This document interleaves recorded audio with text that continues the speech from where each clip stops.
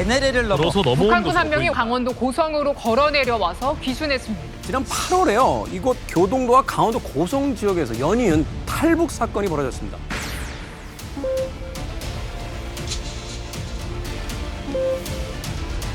전기철조망이 쫙 설치되어 있습니다. 전기철조망 넘으면 뚝이 있어요, 말뚝이. 그 위에가 이제 지뢰밭인 거예요. 넘다가 잡혔다. 이거는 그냥 사형이에요. 북한에서 들어오려면 4km에 하나씩 초소가 있어요. 그 뛰면 사신 것처럼 쏘갔다는 거예요. 두 사람이 넘어왔잖아요. 한 사람이 없어진 거예요. 사람은 빠진 것 같아요.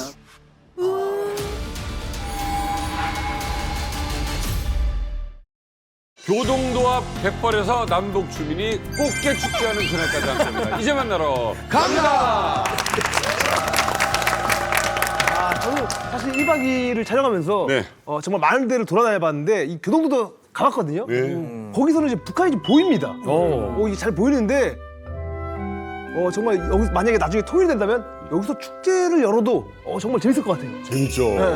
이 축제를 연다면 아마 굉장히 그 의미 있는 자리가 되지 않을까 하는 또 생각이 드는데 지난 8월에요. 이곳 교동도와 강원도 고성 지역에서 연이은 탈북 사건이 벌어졌습니다.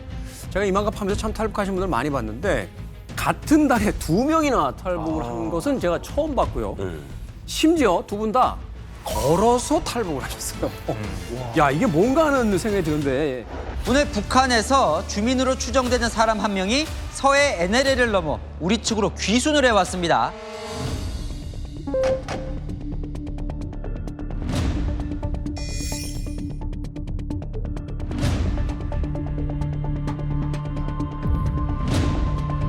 북한군 한 명이 오늘 새벽 강원도 고성으로 걸어 내려와서 귀순했습니다.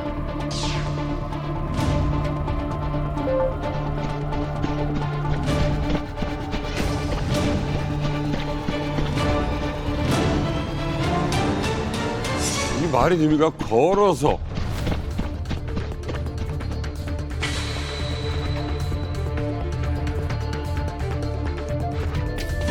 심판을 장전한 사람들이 있는 곳에서 진짜 깡이 장난이 아니네요. 아 정말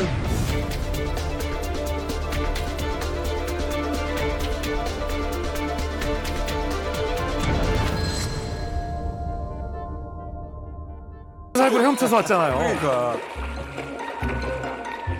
일단 8월 20일 새벽에 이 강원도 군사분계선 지역에는 이 남북의 이 군사 장비 차이가 정말 하늘과 땅 차이가 아니라 우주와 땅끝 차이예요.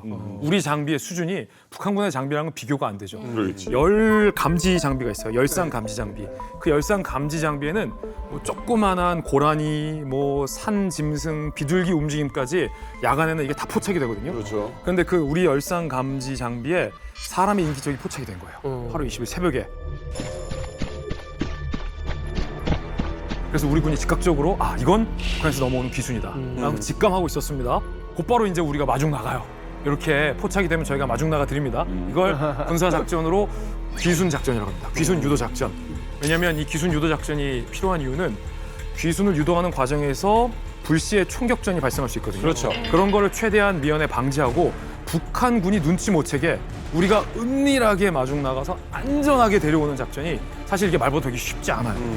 무사히 MDL 군사분계선을 넘자마자 우리 군에게 뭐라고 했냐면 너무 살기 어려워서 남으로 내려왔습니다. 라는 얘기를 우리 군인에게 바로 했다고 합니다. 그래서 인민군 병사는 20대고 남성이고 당연히 계급은 하사인 것으로 현재까지 밝혀졌습니다. 와, 아니 근데 북한도 분명히 군인들이 분명히 경계를 쓸 거 아니에요. 삼엄하죠. 근데 우리 군도 출발할 때 알았으면은 북한군도 분명히 알았을 텐데 이게 안 잡히는 게 좀 이게 이제 거짓말을 또 굉장히 잘한 것 같아요. 거짓말을 잘해. 기순 군인의 말에 따르면은 군사 분계선을 넘기 전에 당연히 여러 번 초소에서 검문을 당했답니다. 그런데 뭐라고 얘기를 했냐면 나 지금 탈영병 잡으러 가는 길이야 라고 했더니 또 풀어줬대요. 북한군의 감시를 어떻게 피했는지 궁금했는데 이유가 밝혀졌습니다. 귀순하사가 북한군 초소에 몇 차례 적발됐는데 탈영병을 잡으러 왔다고 둘러대면서 의심을 피했다고 우리 정부에 밝혔습니다. 그래서 이것만 봐도 지금 북한군의 군기가 지금 굉장히 해이해졌다 이런 느낌이 들거든요. 우리도 사실 그럴 수 있잖아요. 근데 그걸 누가 믿어줍니까? 진짜. 혼자. 그렇죠. 뭐 여러 가지 알아보고 전화해보고 이럴 텐데 그냥 보내준 걸 보게 되면 이제 북한군의 기강이 많이 떨어진 상태다. 이렇게 지금 우리 군에서는 추측하고 있습니다. 또 한편으로는 이렇게 생각해 볼 수 있겠네요. 그만큼 이제 북한군의 탈영병들이 많기 때문에 탈영병을 잡으러 간다라고 하니까 그게 일상적인 이제 일이 돼버린 거니까 의심 없이 이제 보내준 게 아닌가 하는 또 생각도 들고. 그런데 그럼에도 불구하고 북한이 올 초부터 왜 DMZ에 그 수만 발의 지뢰를 묻었다. 또 이렇게 감시하기 편하게 나무를 이제 제거하는 작업도 했다라고 하는데 걸어서 온다? 이게 정말 가능한 겁니까? 솔직히 말해서 사람 입장에서 봤을 때 제일 두려운 무기는 지뢰예요. 핵무기가 아니라 일단 발목이 날아가지 않습니까? 그래가지고 지금 현재 우리 휴전선 같은 경우에는 지구상에서 가장 지뢰가 많이 매설돼 있는 지역이에요. 플러스 최근에 이제 북한군이 또 추가 매설을 했지 않습니까? 거기 웬만한 강심장 아니면 통과 못해요. 어디 묻혀있는지 어떻게 알아요? 그래서 우리 군 당국이 추정을 어떻게 하고 있냐면은 이번에 걸어 내려온 이 인민군 하사가 이번에 추가 지뢰 매설 작업에 참가를 했던 병사가 아닌가라는 추측을 하고 있어요. 자기가 알 거 아니에요. 지뢰를 어디다 묻었는지. 그래가지고 지뢰가 묻혀 있는 곳을 피해가지고 이리 패스 저리 패스 해가지고 남아 했지 않는가라는 추측을 하고 있어요. 저도 그 지뢰밭을 뚫고 탈북한 그런 군인 출신을 좀 만난 적이 있었는데 그 친구가 하는 말이 대부분 군사분 개선을 넘을 때 대부분 그 루트가 산이잖아요. 그러니까 이 산을 보게 되면 물이 흐르는 골짜기가 있대요. 그러니까 골짜기를 따라서 이제 내려오게 되면 지뢰를 밟지 않는다고 하더라고요. 그러니까 지뢰는 왜냐하면 지뢰는 그 물 밑에 매설하진 않거든요. 예, 그렇기 때문에 아마 이분도 오솔길을 따라서 내려왔다는 게 아마 오솔길이 그 골짜기 옆길이 아닌가라는 생각도 듭니다. 지금 고성에서 걸어오는 건 육지니까 어찌어찌 넘어왔다 하는 분들을 가끔 본 적이 있습니다. 하지만 이 교동도에서 이렇게 바다인데 이걸 걸어왔다. 야, 이거 어렵습니다. 그래서 모셨습니다. 황해도 물개. 황해도 물개. 해구 이철훈 선생. 아유, 이철훈 선생 오랜만에. 네, 안녕하세요. 아유, 이거 아파서 겨우 참았네요. 철훈 씨 같은 경우에는 우리 또 교동도하고 가까운 데 사셨잖아요. 그 황해도 연안군에 있었는데 그러면 어렸을 때부터 그 교동도를 보면서 자라가신 거예요? 그렇죠. 제가 아무래도 이제 고향이 황해남도 연안입니다. 교동도가 잘 보이는 지역이 이제 황해도, 연안, 배천. 이 지역에서는 교동도가 가까이 보이거든요. 특히나 이제 황해남도 연안군 염전구라고 소금 생산하는 거기가 있는데 까치산 꼭대기에 올라가면은 대한민국 차 다니는 것까지 보여요. 교동도 그 앞에 그 사람들 다니는 것까지 그 정도로 가깝게 보이거든요. 그러면 다들 넘어오고 싶어 하는 거 아니에요? 그럴 것 같아요. 그렇진 않죠. 왜? 그렇기 때문에 군부대가 지키고 있는 거예요. 못 보게 하기 위해서. 다 볼 수는 없는. 그렇지. 잘 보이는 쪽은 그냥 둘 리가 그래서 없지. 거기는 군인들이 올라가서 대한민국 사람들 잘 다니는 거, 차 다니는 거 보게 하면은 그 사람들이 그치. 어떻게 되겠습니까? 그러니까 그 군인들이 지키는 근데 이제 보이니까 좀 볼 기회가 있는 거고. 저는 이제 뭐 볼 기회라는 게 그 핑계를 대고선 가가지고 이제 뭐 수사하는 척하면서 가가지고 군부대 가가지고 쑥 보니까 차도 엄청 많이 다니고 사람도 뭐 엄청 많고 그렇게 보여요 실제. 엄청 같잖아요. 이력 씨는 북한에서 혹시 교동도를 본 적 있나요? 저의 친구가 그 연안군 여자와 결혼을 했거든요.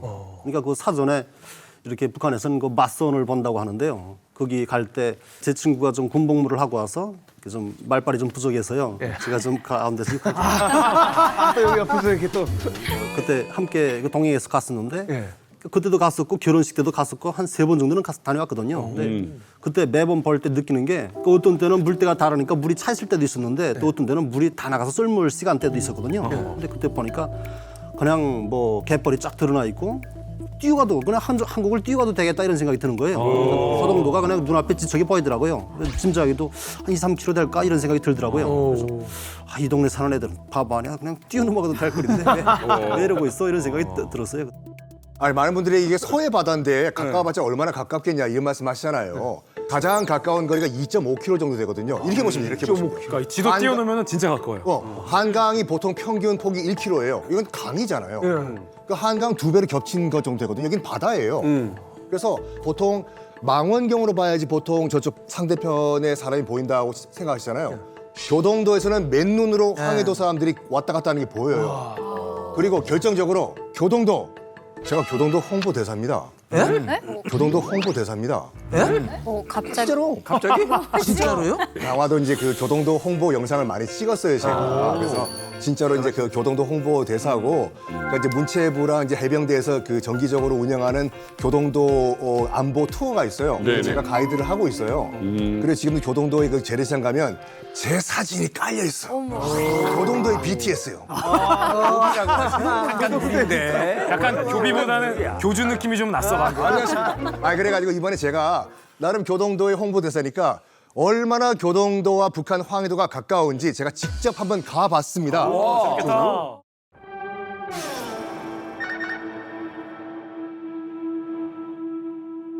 아, 저기구나. 저 멀리 보이는 저 땅이 바로 북한 땅 황해도입니다. 가깝죠. 이 망원경으로 이용하면 황해도에 있는 건물도 보이고 연백평야에서 농사 짓는 북한 주민들의 모습도 다 보입니다.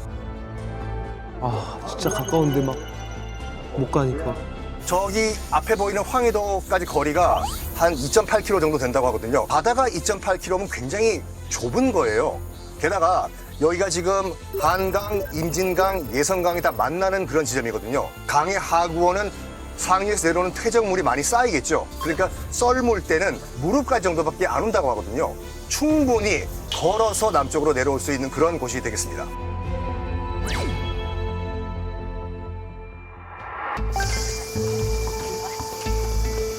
여기 깔중에는 여기 물이 굉장히 싹 빠져요. 썰물이요? 예. 그럼 걸어올 수 있는 정도로 물이 빠지나요? 그 사람 여기까지 찾은데 뭐 작년인가? 시체도 보내려고. 아이고 이런. 여군이라고 그러더라고. 여자인데. 시체가요? 여기 사람들은 다 봤지. 나도 여기서 봤죠. 여기 바로 여기서 뱅뱅 돌았으니까 시체가. 아, 이 앞에서. 저 물이 도는 거 보세요. 아 도는 게. 저게 현장에서 가보면 정말 빠른 거예요. 북한분이 내려오셔가지고 노크한 귀순이 있었잖아요. 있었죠. 저 2층 집 보이는 저 넣겠다는. 아, 저 집이요? 예. 아. 오늘 오전 3시 30분쯤 북한 주민 한 명이 인천 강화군으로 귀순했습니다. 이 북한 주민은 불빛을 보고 민가로 다가가 문을 두드려 집주인을 깨웠습니다.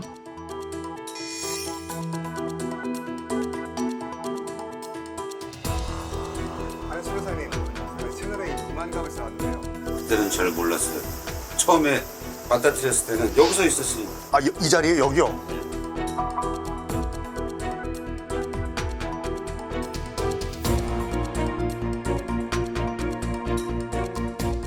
시간은 몇 시쯤 되셨나요? 3시 반 정도. 새벽이요? 북에서 오셨다고 하죠. 북에서? 바로 이제 군부대 연락해드리고 거기 하겠다니까 좋다고 해서 그때 해병대 연락해서 그렇게 했었죠. 커피 한 잔씩 하고. 커피를요? 담배 한 대씩 피우고. 비스킷 하나씩 갖다가 이제 있어가지고. 아. 그래도 많이 안전한 것 같은데. 여기 와서 해달라고 내가 해준다고 하니까.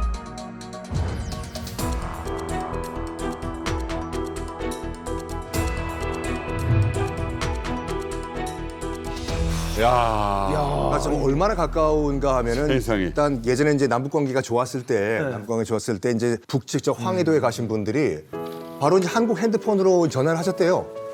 그러니까 깨톡도 저기서 됐대요, 저기서. 너무 가까워서. 2.5km니까 충분히 가능하거든요. 그래서 지금 교동도 같은 경우에는 지금 현재로는 강화군 소속인데 강화읍과 교동도는 거리가 좀 있어요. 그래가지고 전통적으로 교동도에 사시는 주민들은 옛날부터 남북이 갈리기 전부터 장을 보러 가실 때 생활하실 때는 강화도로 건너가신 게 아니라 물 빠지면은 조금만 건너가면 밤에 황해도니까 황해도에 가서 장 보고 오시고 다시 교동도로 건너오고 강화권이 아니라 황해도권이었다 이런 말씀하시더라고요. 그래요. 그 정도로 가까웠다. 가까우니까. 철호시야도 그렇고 이력시도 그렇고 이렇게 가까운 루트가 있었는데 편했을 것 같은데 더 이렇게 좀 수영해서 온 이유가 있나요 혹시?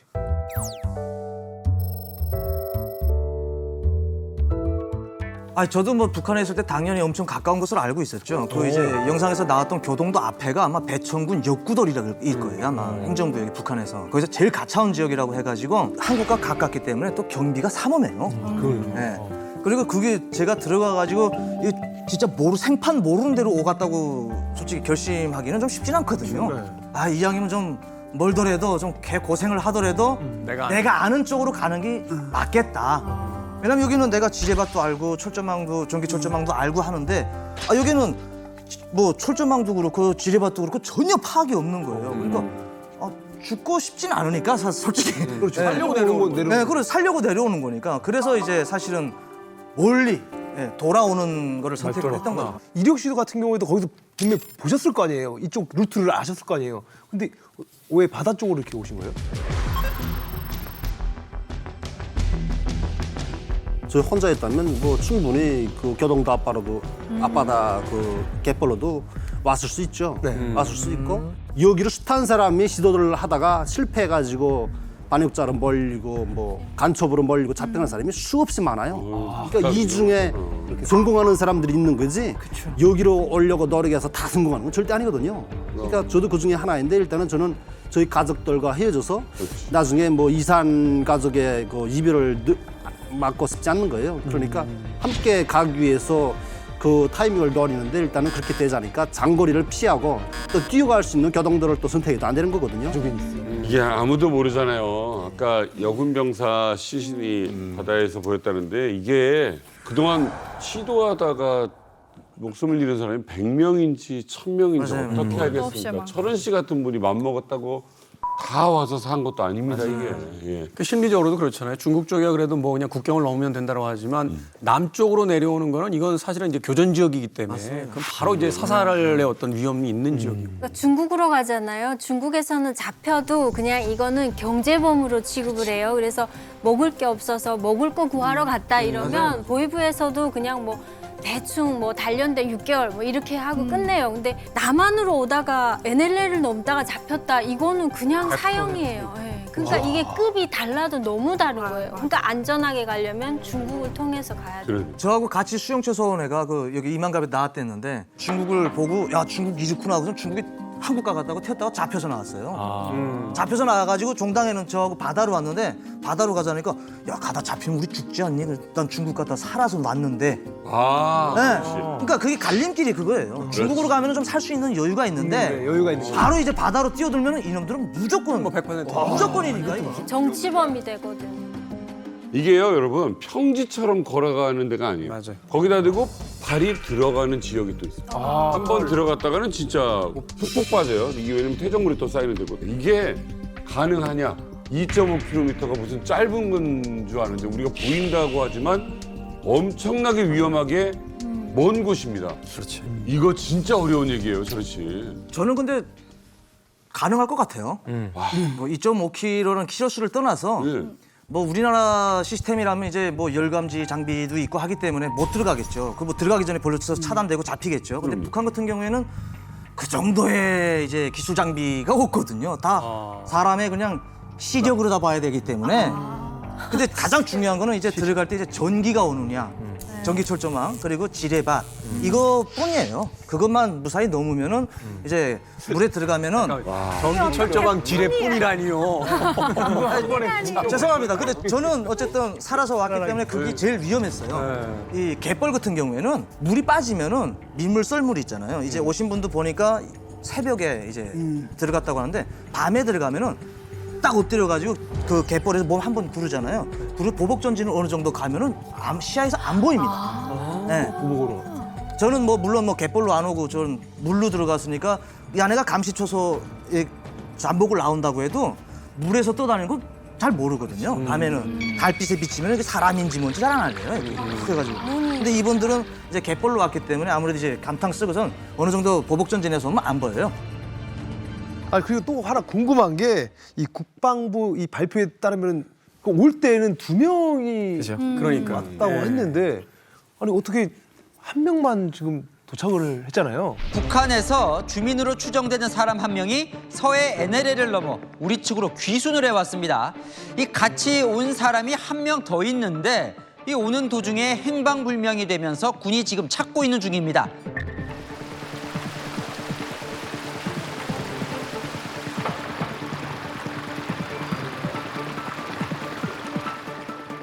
두 사람이 넘어왔잖아요. 네, 두 사람이. 두 사람은 한 사람이 없어진 거예요. 네. 근데 이 사람이 그거를 잘 아는 사람이고 한 사람은 빠진 것 같아요. 아이고.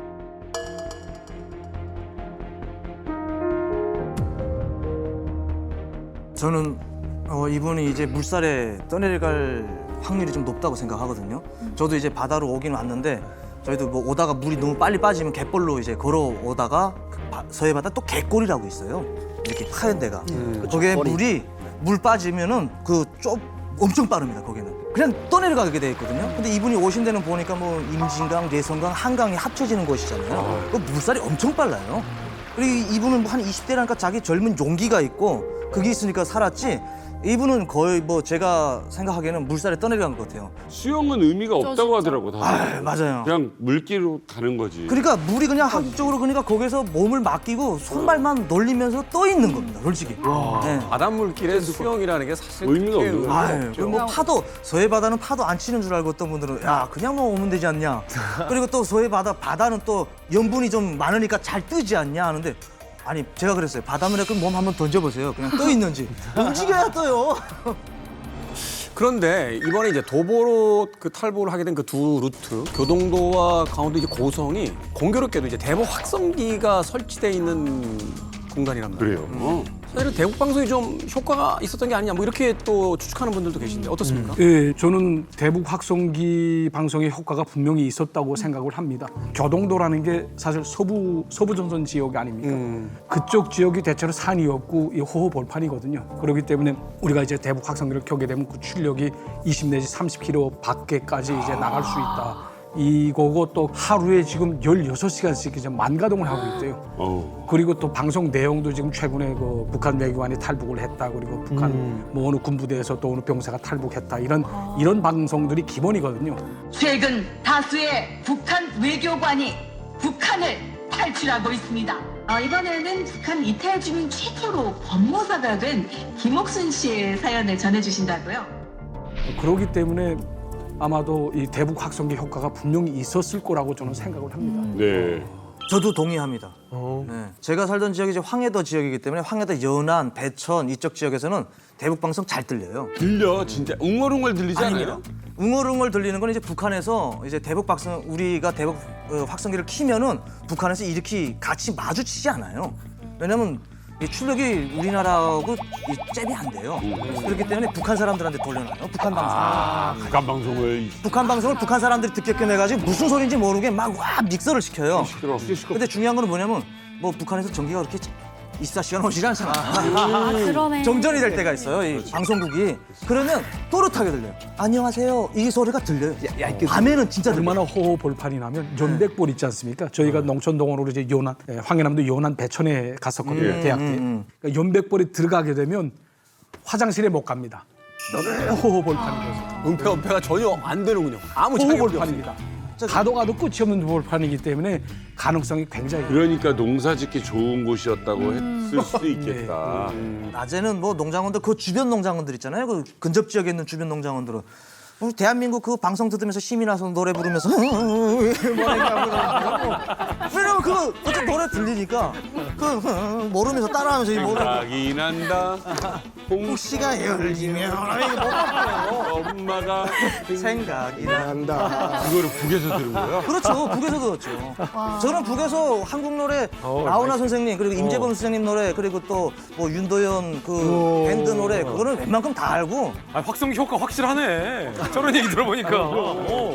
아니 이력 씨야말로 여기서 만약에 대북 방송을 하거나 이력 씨 여기 와 있다는 거 북에서 만약에 이 방송 나가면 효과가 굉장히 클 것 같은데 흔들리고 막. 그렇죠. 효과가 크죠. 그죠? 배가 없어졌고 배 일을 하고 있던 사람이 그냥 가족도 아니라 그냥 뭐 이삿짐을 싣고서 사라졌다. 뭐 이건 알고 있는데 수상한 건 뭐 보이부 애들이 와서 그냥 뭐 집을 검열하고 왔다 갔다 뭐 붐비고 이렇게 그러고 있는 상황만 봐도 뭔가 터졌다는 건 딱 아는데 그때 느낌이 남쪽의 소식을 빨리 접해야겠다. 이게 제일 궁금하거든요. 집에 가서 뭐 라디오 듣고 뭐 이렇게 TV 보고 채를 잡아가지고 뭐 소식이 나 되게 궁금하거든요. 뭐 조용하면 이거 가다 죽었나? 왜 뭐지? 이런 궁금증이 많이 있는데 근데 어느 날 이렇게 뭐 그러니까 뭐 뉴스나 뭐 라디오 같은데 잠깐 그런 나오는 게 그냥 뭐 몇 명이 뭐 며칠 몇 시에 뭐 어디로 배를 타고 이렇게 왔다고 그래서 기순이다고 이런 식으로만 얘기하면 그 사람들 가긴 갔네. 성공했나 보다 하고선 이렇게 되게 마음이 그래서 설레죠 저도. 이거는 실제 효과가 있어요. 제가 탈북한 이후에 제가 탈북한 그 내용을 가지고 북한에서 강의를 냈더라고요. 이지돈이라는 게 당의 배를 그렇게 받아 처먹고 그 바다를 했다라고. 네, 당의 배를 듬뿍 받은 놈이 이제 친구하고 서해 바다로 이제 탈북했다라는 내용을 가지고 전 국민적으로 하진 않고 군인 그리고 보안, 당 이런 그 엘리트층들이라고 해야 되나요? 뭐 그런 쪽에 이제 지도 통제 기관에 있는 사람들 가지고 강의를 했는데 그 4군단 부대에 있던 애가 탈북을 한 거예요. 2018년에. 그래가지고 연락가 갑자기 전화가 온 거예요. 그래서 누구냐고 하니까 자기 북한에서 왔대요. 그래서 갑자기 북한에서 왔다고 하니까 놀리지. 북한에서 왔는데 갑자기 나한테 왜 전화하지? 하면서 하는 거예요.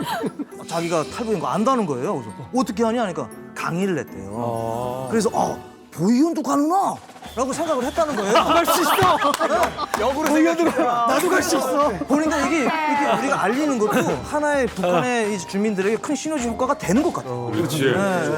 사실 이제 대북 방송을 하면서 이제 주민들뿐만 아니라 대북 방송을 그 강화하는 이유 중에 하나가 이게 군사 경계선이잖아요. 사실 이제 맞아요. 바로 경계를 쓰고 있는 군인들에게 직접적인 영향을 준다. 맞아요. 그래서 이제 북한에서도 예민하게 반응하는 건데 그런데 이것이 이제 전부는 아닐 거예요. 이번에 강원도 고성으로 넘어온 그 북한 군인도 이야기를 들어보니까 북한 주민들이 굶어 죽고 있다. 그리고 재력이나 인맥이 없으면 보직도 좌천되는 어떤 현실을 보면서 남한행을 이제 결심했다. 이런 이야기를 하는 걸 봤을 때는 이미 북한 사회의 여러 가지 문제가 지금 이제 탈북을 할 수밖에 없는 상황 쪽으로 점점 더 가고 있다 이렇게 볼 수 있는 거죠. 바로 코앞입니다. 이 황해도에서 살면서 이런저런 일을 많이 겪은 우리 이력 씨, 이력 씨의 이야기 더 자세히 들어보기 위해서 오늘 이 증언을 해주실 분을 이 자리에 직접 모셨습니다. 이력 씨의 부인 이미령 씨를 모십니다. 어서 오세요.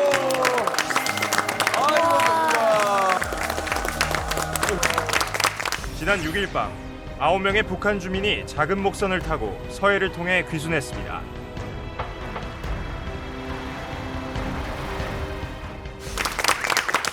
안녕하세요. 저는 항해남도 해주에서 온 김이력의 아내 이미령이라고 합니다.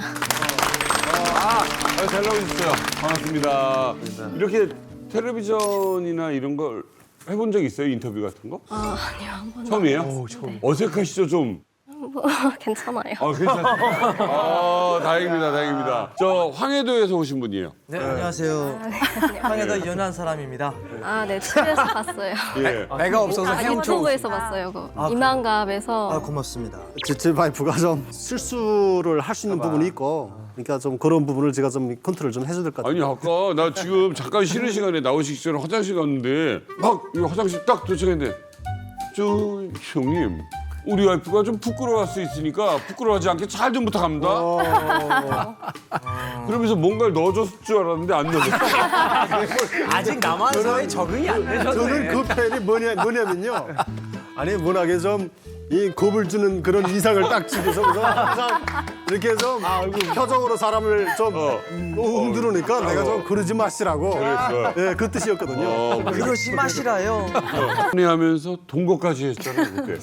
나 이제 그게 진실인지 좀 알아봅시다. 북한에서 동거를 어떻게 된 해요? 거예요 그게? 남편이 진짜 처음 봤을 때 멋있고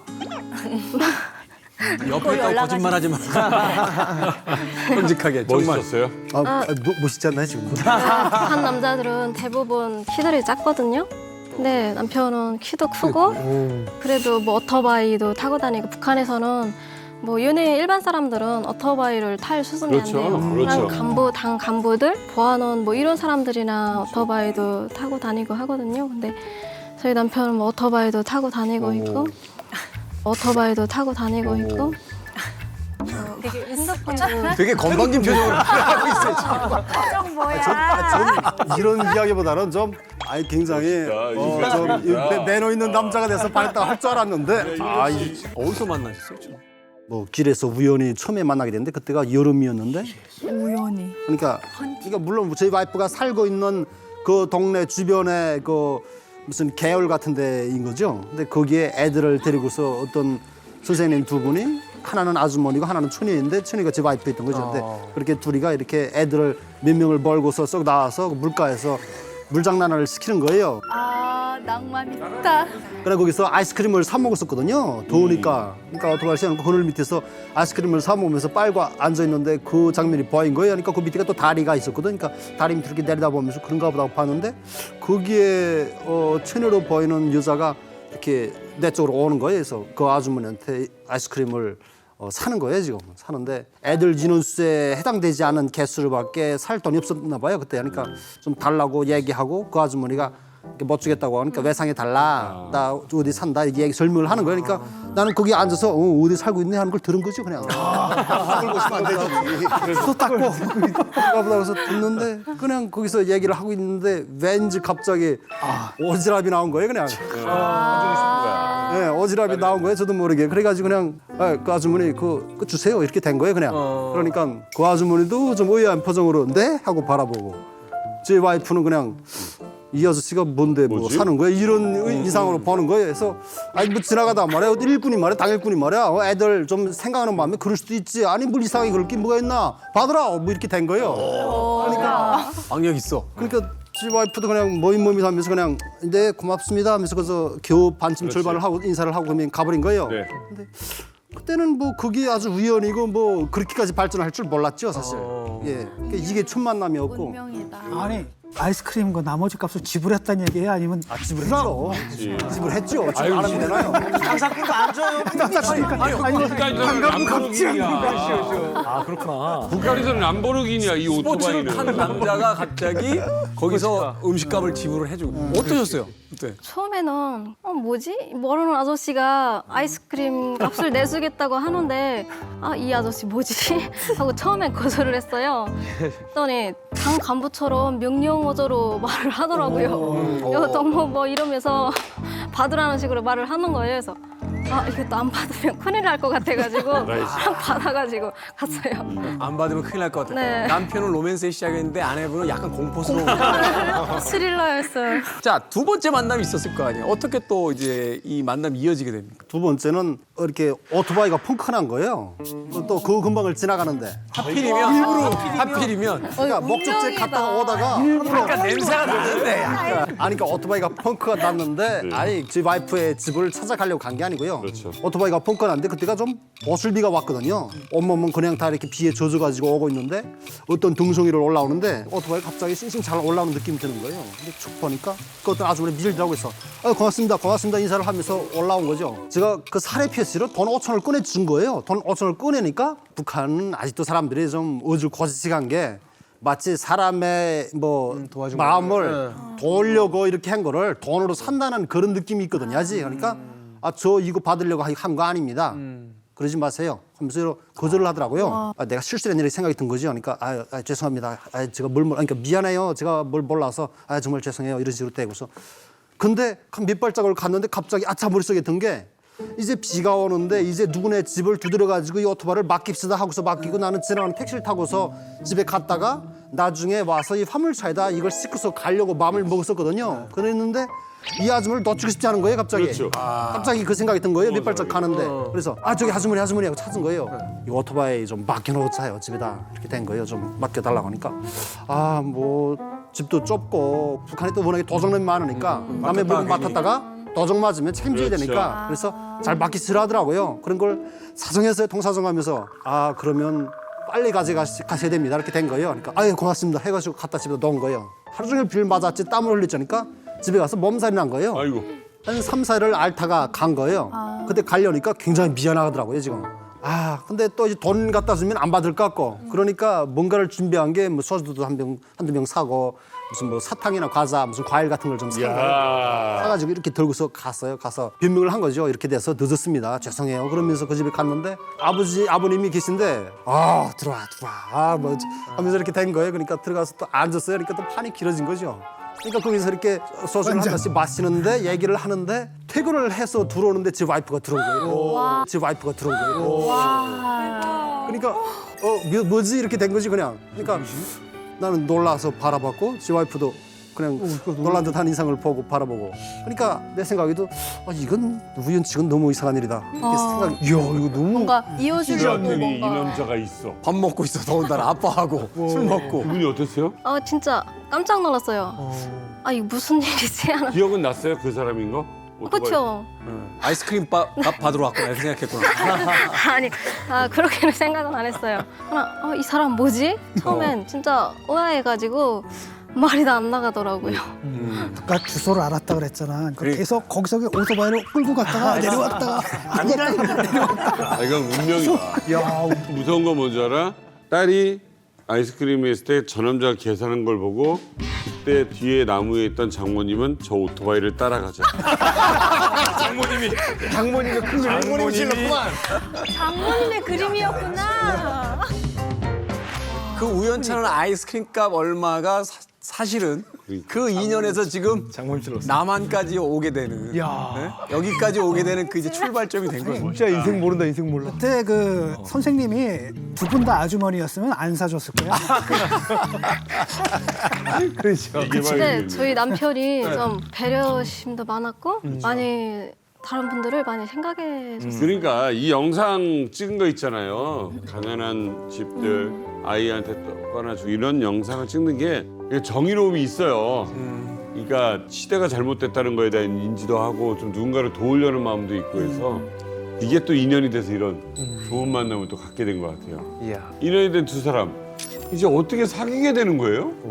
일단 호감을 느꼈어야 되죠. 그때 여동생처럼 내가 챙겨주고 어디 시내 같은데 장보러 벌 갔다 올릴 거면 지금 오토바이 꼬물이 태워서 이렇게 같이 갔다 오고. 오토바이는 어떻게 어디를 잡아요? 타면? 허리를 잡아요. 뒤에 잡나요 어디? 처음엔 허리를 안 잡았어요.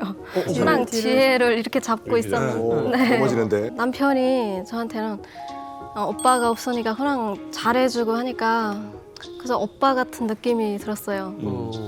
8년 연하거든요. 하니까 나이 차도 크고 하니까 그걸 뭐 여자라고 생각지 않았고 그렇게만 생각을 했는데 그날 제가 그냥 너무 좀 크나큰 실수 같은 실수를 한 거예요. 뭡니까? 뭐요? 그러니까 뭐 그렇게 될 거라고 생각지 않았는데 갑자기 그냥 너무 그냥 자랑스럽고 너무 이쁜 거예요. 그냥 귀여웠어요. 예, 너무 귀여워가지고 나도 모르게 키스를 해버렸고 여동생이랑 키스를 해버렸고 여동생이랑 아니 자꾸 귀여운데 갑자기 키스를 한다고요? 이분이 지금 왜? 동생이랑 아니 자기 친동생이 너무 이쁘다고 키스를 해요.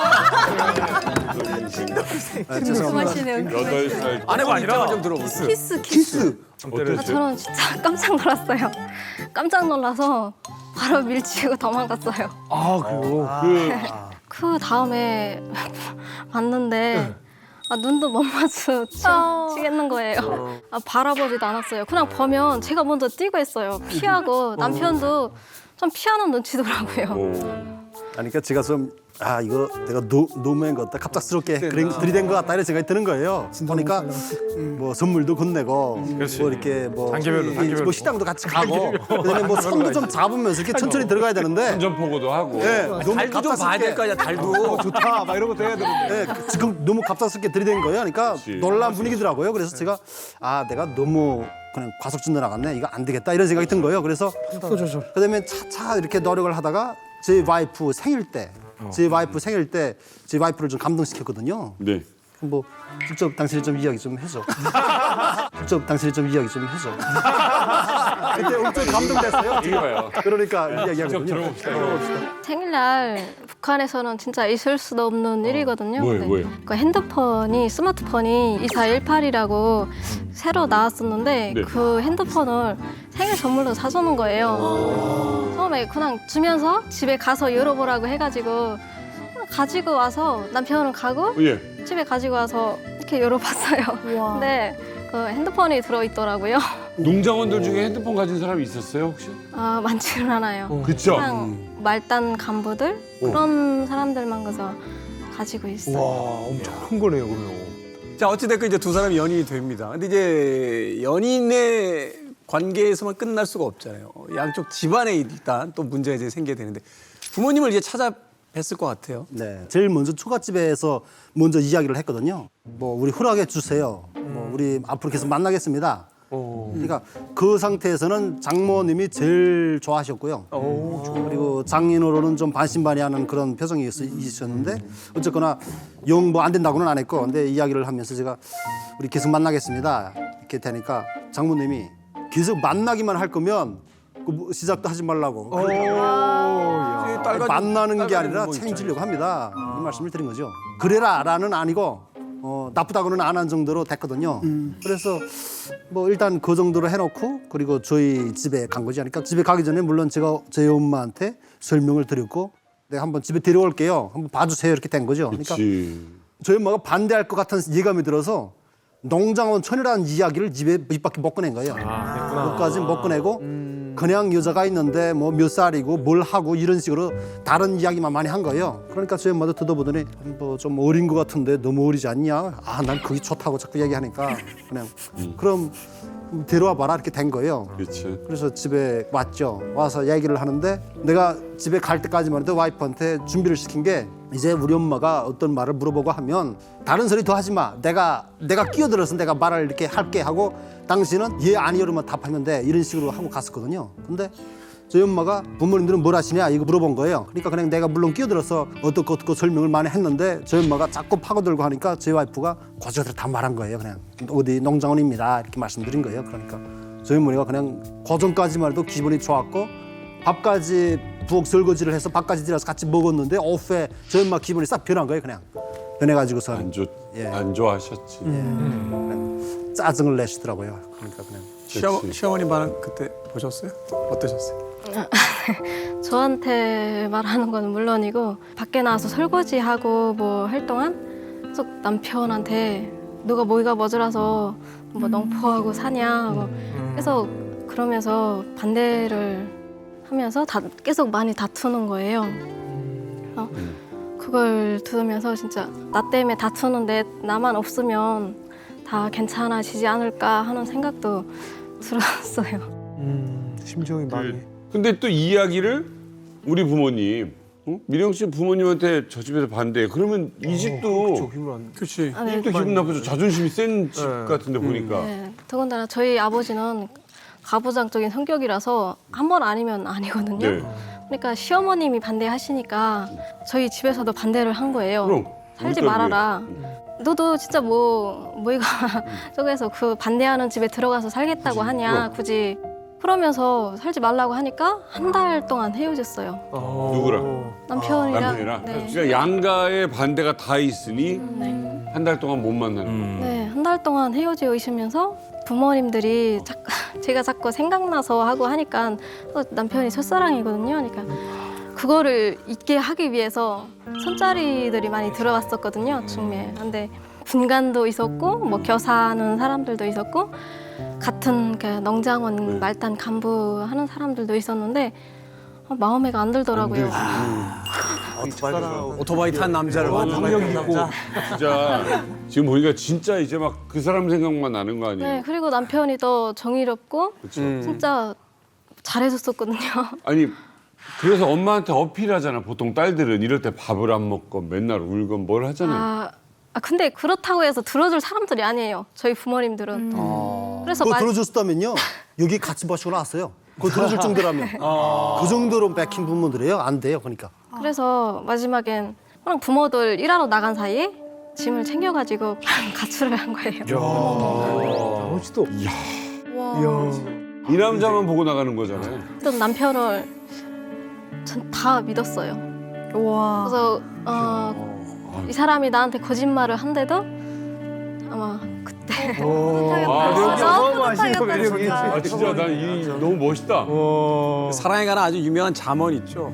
어떤 부모가 20년 동안 최선을 다해 키운 아이를 어떤 사람이 20초 만에 바보로 만들어. 자, 이제 이력 씨와 이제 미령 씨의 그 러브 스토리에 대해서 이야기를 들어봤는데 이 두 분의 만남에서 오늘까지가 굉장히 어떤 금기의 연속입니다. 친동생처럼 느껴진다고 해놓고 이제 키스를 시도하면서요. 첫 번째 금기가 이제 시도가 되죠. 그래서 북한에서는 거의 범죄처럼 취급하는 이제 동거를 하게 되거든요. 북한에서 그렇죠. 사실 여기까지만 해도 엄청나게 파격적인 건데 근데 급기야 탈북을 하자라고 하는 북한 사회에서 마지막 금기를 들고 나옵니다. 자, 이 말을 들었을 때 기분이 어땠는지 좀 궁금해요. 저는 난 안 갈 테니 남편 혼자 가라고 했어요. 저는 부모도 여기가 거기가 있고 형제도 있으니까 그냥 남편 혼자 가라고. 남편은 어머니도 데리고 나가시고 그리고 동선에도 친정 어머니나 동생이랑 다 데리고 나갈 수 있잖아요. 근데 저는 저희 부모님들은 너무 당에 충성해가지고 설득할 자신이 없는 거예요. 그래서 난 안 나가겠다. 혼자서 오빠 혼자 나가라 했어요. 탈북이라는 게 보안에 보안을 해야 되는 거고 이건 친구한테도 말 못하는 거잖아요. 그렇죠. 부모님한테도 잘못하면 큰일 날 얘기인데. 제 아내 이 두뇌를 좀 세뇌시키고 좀 바꾸기 위해서 노력을 많이 했죠, 제가. 그러니까 뭐 예를 든다면 제 와이프가 예전에는 보지도 못했고 듣지도 못했었던 일인데 한국 음악이나 뭐 K-팝 가수들의 뭐 항상 듣는 그런 노래나 이런 걸 평소에 항상 늘상 들었었고, 그리고 영화 같은 거를 보여주게 되면 되게 혹시라도 나중에 어디 가서 발각돼서 신문을 받을 때 알고 본 거하고 모르고 본 거하고 또 성격이 다르거든요. 그래서 오프닝을 다 삭제하고요, 자르고요. 그리고서 내용만, 그래서 팩트적인 내용만, 대한민국의 사회 환경을 볼 수 있는 그럴 만한 콘텐츠들 많이 기본적으로 보여줬고요. 그러면서 그러겠네요. 왜냐면 너무 어리기도 했고 남측에 대해서 상상도 못할 사람이니까 지금 드라마도 안 봤고. 일단 아내가 못 가 하면은 그게 끝나는 게 아니죠. 제가 집요하게 정말 저 아내를 설득했죠. 그러니까 뭐 맨정신에 버티기가 힘들어가지고요. 그 한 5kg 정도 되는 그 술통에 술을 거의 다 빈속에 깡술로 마시면서 얘기를 계속해서 집요하게 했죠. 그러니까 뭐 그러다가 제일 마지막에 딱 던진 얘기가 됐어. 그럼 또 우리 가족은 나가라고 하고 나 안 나갈 거야. 나 당신하고 살 거야. 나 여기 떨어져서 당신하고 영원히 할 테니까 안 갈래나. 이렇게 얘기했죠. 그렇게 얘기하니까 제 와이프의 표정이나 말하는 걸 보니까 좀 흔들리더라고요. 그때 그렇게 내가 얘기를 하니까. 그러니까 그러면서 흔들리는 것 같으니까 제가 또 바싹 몰아붙인 거죠, 사실. 당시 임신한 아기가 있었던 상황이고요. 나중에 아기를 낳아서 키우자 여기서 키우면서 살면서 나중에 우리 자식이 성장할 때 고스란히 이 지역에서 고생을 바쁠 때 꼭 부모를 탓하는 그런 은밀이 나올 때가 있어. 그럴 때마다 나는 꼭 자식한테 있는 사실 그대로 얘기해 줄 거야. 뭐라고요? 네 엄마가 주장을 해서 여기 남은 거야. 네 엄마가 주장을 해서 여기 남은 거야. 아빠는, 아빠는 가려고 했었어. 뭐 거의 협박이잖아, 이거는. 아니, 협박 아니야. 엄마 현실이니까요. 현실이야. 네 애는 여기서 이러고 살 거야. 우리 애는 진짜 접근을 잘하셨다. 쌀 400g 구하러 다닐 거고 이런 얘기를 하는 거죠. 그러면 아내는 이제 맞아, 나는 이제 엄마가 되지 이런 생각을 하게 되잖아요. 나는 괜찮은데. 네. 어쨌든 임신 6개월이라 가지고 만약 자식에 대한 생각은 있었는데 남편이 자기도 안 나가겠다는 말에 진짜 감동이 됐었는데 그리고도 나갈 생각은 없었어요. 그래. 근데 남편이 그럼 우리 여기 남아서 살면서 애가 태어나고 이제 크면 아빠는 나가려고 했는데 너희 엄마 때문에 못 나갔다. 다 말해주겠다고 하더라고요. 그래서 그때 좀 막 심장이 덜컥하는 생각도 나더라고요. 내가 살았던 삶을 내 아이에게 다시 살게 하고 싶은 생각이 없더라고요. 나도 이젠 내 부모의 자식이 아니라 나도 이젠 내 아이의 엄마구나 하는 생각이 들더라고요. 그래서 근데 진짜 누구보다 아이들 사는 네. 거 형편에 대해서 잘 알고 있는 사람이잖아요. 네. 교과서에서 선생님이. 한국 드라마도 봤었잖아요. 그러니까 한국에 가서 TV에서 보던 것처럼 이런 삶을 살게 할 것인가 하다가 가자. 그렇죠. 남편 따라서 가자 하고서 먹었어요. 네, 공감이 되는 게 저희 아빠도 이제 결국에는 저랑 제 동생, 딸이 둘이나 있으니까 얘네까지 여기서 이런 끔찍한 삶을 살게 할 순 없다. 그렇죠. 얘 미래가 없다. 가자 해서 우리 때문에 결국은 나온 거거든요. 그렇기 때문에 진짜 접근을 잘하신 것 같아요. 네, 애한테 말할 거다. 맞아. 근데 궁금한 게 있습니다, 이력 씨. 제가 들은 바에 따르면은 이제 그 탈북을 하겠다는 결심을 하셨지 않습니까?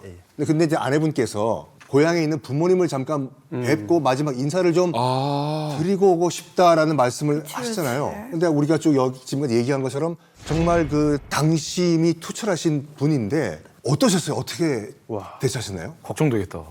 저희 와이프가 물론 승낙을 하고 따라가겠다 이렇게 했지만은 저는 그게 믿을 수가 없었거든요. 지금에 와서도 돌이켜보면 그때 상황에서는 제 와이프 심정이 진심이었어요, 사실. 진심으로 가겠다고 한 건데 그때까지만 해도 이게 진심이 아닐 수 있다라는 생각에 그냥 계속해서 감시 수준으로 그냥 와이프를 놔주질 못한 거예요. 그러니까 일단 제 와이프가 마음이 부모님들을 한번 보고 싶다, 집에 한번 가보자, 자꾸 이걸 제게 쪼르니까 함께 따라갔지만은 계속해서 아내를 집요하게 신경전을 곤두세우고 감시를 한 거죠. 안방에서 뭐 아래방으로 내려오면 뭐 따라 나오고 밖으로 나가면 밖에 따라 나가고 거의. 혹시라도 말을 할까봐 예. 걱정될 것 같아요. 예. 왜냐면 일부러는 아니지만 어떻게든 이제 들킬 수 있으니까. 엄마 나 이제 못 볼지도 몰라 이런 소리라도 했다가. 그러니까 뭐 엄마가 부엌에서 밥을 하는데 거기에 나와서 엄마가 어선도선 얘기를 하면서 뭐 반찬 같은 것도 만들고 이럴 때 저도 그냥 따라 나와가지고서 제가 근데 북한에는 좀 그 남자들이 그 주방에 들어서 그러는 거를 좀 별로 좀 나쁘게 생각하거든요. 이상하게 하니까 뭐 남자가 이런 데 나오냐고 들어가라고 장모님이 그러시는데 나는 좀 모자란 척을 더 한 거예요. 연기를 더 했어요. 제가 이러고 삽니다. 집에서 솔직히 밥은 제가 하겠어요. 이런 구라까지 치면서 그냥 곁에 계속 있은 거예요.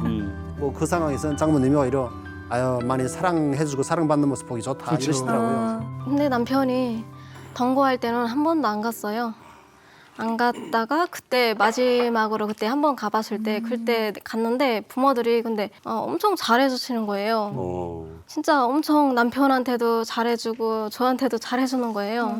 그래서 여느 때는 제가 가면 뭐 능력도 없는 놈이 뭐 남의 뭐 딸을 데려다가 뭐 책임지겠다고 그냥 입만 털고서 내용 없는 소리 하던 게 뭐 왔냐고 하면서 문전박대를 했었거든요. 그래서 제가 다시는 안 간다고 해서 맘 먹고 안 갔었는데 3년 만에 갔는데 엄청 이렇게 그러니까 마치 미안한 그 마음을 표출하듯이 엄청 잘해주시더라고요. 또 이력 씨가 또 이렇게 사랑꾼 같은 면모를 또 보이니까 부모님 입장에서는 또 거기서 또 많이 풀어지셨을 거고 부모님들은 모르셨지만 이게 부모님을 마지막 보는 거다 하는 생각이 들었을 때 마지막이라 가지고 근데 엄마 우리 애가 흰머리가 나온 거예요. 그래서 염색약이 없어서 또 염색약을 사러 갔어요. 그래서 염색약을 사다가 엄마 머리를 염색을 다 해줬어요. 해주고 그날따라 왜 엄마하고 자고 싶은 거예요. 그래서 나 엄마하고 자겠다고 하니까 엄마도 뭐 싫어하는 눈치는 아니더라고요. 남편도 또 같이 자겠다고 하니까 그 아랫방에서 저랑 남편, 어머니 이렇게 3명서 같이 잤어요. 그래서 누워서 이 말 저 말 그냥 생활적인 얘기를 하다가 어머니는 잠들더라고요. 근데 전 잠이 안 오는 거예요. 그냥 밤새도록 그냥 울었던 것 같아요. 만약에 엄마랑 단둘이 있었다면 엄마 좀 긴 시간 못 볼 것 같아라는 얘기를 했을 것 같아요? 안 했을 것 못 해요? 네. 그렇죠. 엄두를 못 내요? 네. 저희 부모님들은 진짜 당에 충실하거든요. 그러니까 무슨 뭐 그냥 연애 밥을 먹으면서도 말을 하다간 한마디로 뭐는 소리냐면 TV에서 어디 현지 시찰을 하셨다 원수님께서 그런 이야기가 나오면 먹던 수저를 넣고서 중중하게 그걸 보면서 엄청 고생을 하시네 우리 원수님께서. 원수가 다리 저는 진짜 그래요? 예, 다리를 약간 걸음걸이에서 저는 느낌이 나오는 거예요. 그러니까 얼마나 고생을 하고 얼마나 힘드셨으면 무슨 병이 오지 않으셨을까 그러면서 이렇게 정중하게 얘기를 하는 거예요. 근데 그걸 딱 볼 때 와, 저럴 수가 있지? 이건 말 하는 거예요. 네. 그랬다가는 진짜. 그러니까 딸 입장에서 생각해도 아빠 우리 남측으로 갈래는 도저히 못 꺼내는. 딸 사이라도 아마 신고했을 거예요. 그 정도? 네, 그 정도로 막 당에 그렇게 충성했어요.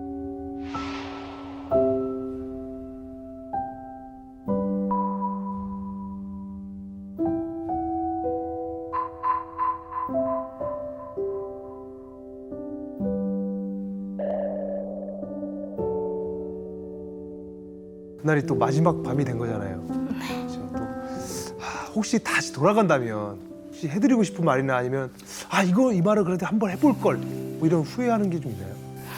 많죠. 많아요. 일단은 부모들이 그러니까 그런 당에 충성하고 하잖아요. 그런 데서 머리가 그래서 깨길 바라고 그래서 다시 만난다면 잘해주고 싶어요.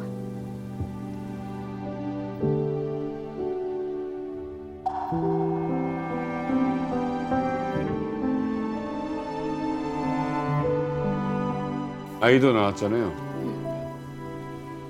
엄마한테 편지 한 장 보낼 수 있다면 어떤 얘기 꼭 해주고 싶어요? 제가 자식을 낳아보니까 아, 부모들도 이렇게 힘든 걸 키웠겠구나 하는 생각에 진짜 많이 공감이 되더라고요. 다시 진짜 만날 날이 있다면 부모들한테 해주지 못한 거 다 해주고 싶고 잘 해드리고 싶어요. 자, 이제 어머니한테 다녀오고 3일 후 이제 진짜 탈북이라는 게 실행이 되는 겁니까?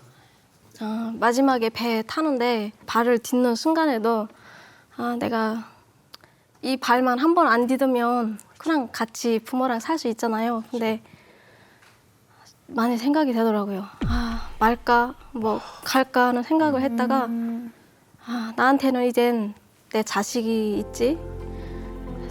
그래서 자식 보고 내 자식이 잘 되기를 위해서 발을 디뎠던 것 같아요. 지난 6일 밤 9명의 북한 주민이 작은 목선을 타고 서해를 통해 귀순했습니다.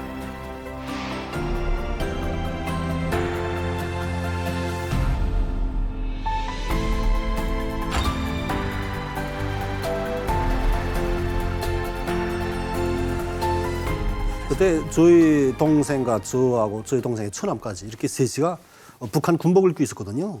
북한 전투복인 거죠. 요즘 이 한국 군인들 입는 전투복이나 비슷한 그런 얼룩얼룩한 분의 전투복을 입고 있으니까.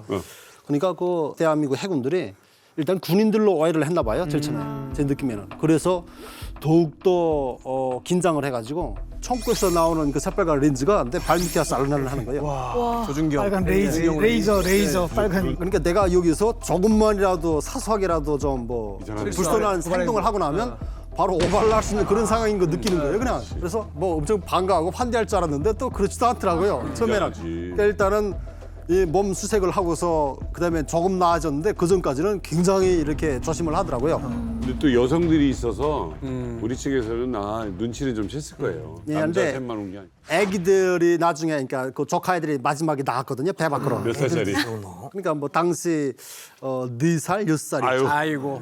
그러니까 이 애기들이 밖으로 나오니까 좀 분위기가 약간 좀 하얘지더라고요. 그치. 우리나라 고인 중에 이제 아빠 있을 테고, 괜찮아. 어서 와요. 뭐 이런 거 했을 거 아니에요, 또. 네, 뭐. 임신한 사실은 언제 알렸습니까?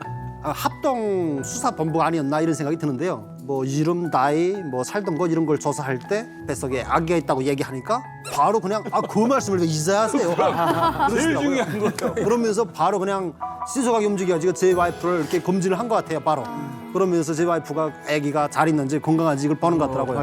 하더니 그러니까 좀 나이 좀 드셨던 분이거든요. 그 직업군인 그분이 들어오시더니 저보고 이 사람 아빠 되려면 아직 멀었어. 그 말을 이제 하는 거야. 이런 얘기 하시더라고요. 그 얘기를 한 다음부터는 제 와이프가 그 우리 9 식구 중에 제일 최상 대우를 받았어요. 어땠어요? 임신 이야기하고 나서 미령 씨. 아, 진짜 북한에서는 있을 수도 없는 일이잖아요. 진짜 여성이라고도 우대하고 진짜 임신했다니까 진짜 뭐 불편한 데는 없냐 뭐 도와도 주시고 이거 초음파 사진을 봤는데 진짜 애기가 보여요. 북한에서는 볼 수 없는. 네. 태어나야만이 아는데 이건 태어나기도 전에 애기가 보여. 심장 소리를 들으니까 갑자기 눈물이 나오려고 하더라고요.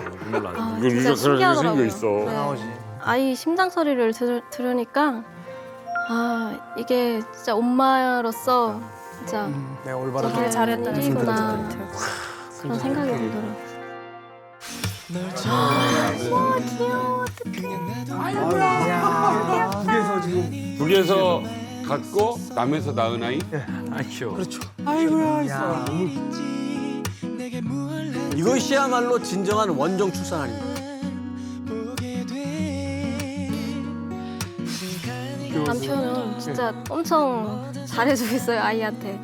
밤에도 제가 기저귀를 가는 게 아니라 남편이 일어나서 자다가 깨서 남편이 기저귀도 닦아가지고. 아니,